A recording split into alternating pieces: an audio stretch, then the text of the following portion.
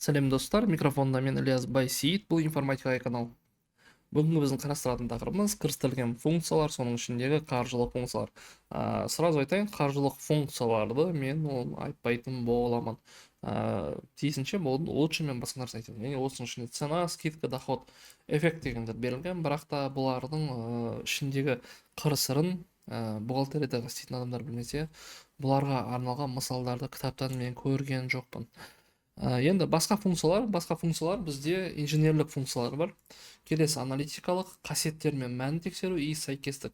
Сонда бізде осы уақытқа дейін өткен бірінші ең алдымен математикалық функция бар, одан кейін статистикалық бар, келесі логикалық бар, мәтіндік бар, одан кейін сілтемелер мен массив, күні мен уақыт, қаржылық, инженерлік, аналитикалық қасиеттер мен мәнін тексеру, сәйкестік, интернет сияқты функциялар бар. Оның барлығына былай тоқталсақ болады. Мына жерде финансовый, логический, текстовый, дата время ссылки, математические и другие, мына жерде статические, инженерные, аналитические, проверка свойств и значений, совместимость и интернет. В принципе, осындай функциялар бар. И жалпы бізде Алматы баспасында болуы мүмкін қателерді берген. И в принципе ол бізде мынандай қателер.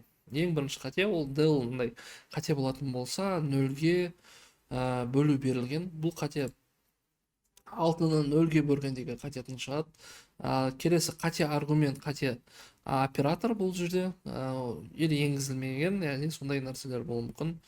Имя бұл мүмкін емес мәнді көрсеткен. Мына жерде нет данных, энді деген ол бізде нет данных, яғни мәлімет берілмеген. Пусто дегеніміз қиылыспайтын ұяшықтар аймағы көрсетілген. Ссылка мына жерде қате сілтеме берілген. И число мәнді алу барысындағы қателік көрсетілген. Яғни бізге осындай қателердің түрлерін бізге ұсынып отыр. Назарларыңызға рахмет. Сіздермен болған Ильяс Байсейіт информатикаға каналы. Бізге Excel'ден берілген тапсырмалардың барлығы осымен бітті. 7 мен 8-дің Excel'ын осымен тамамдадық. Сау болыңыздар, келесі кездескенше.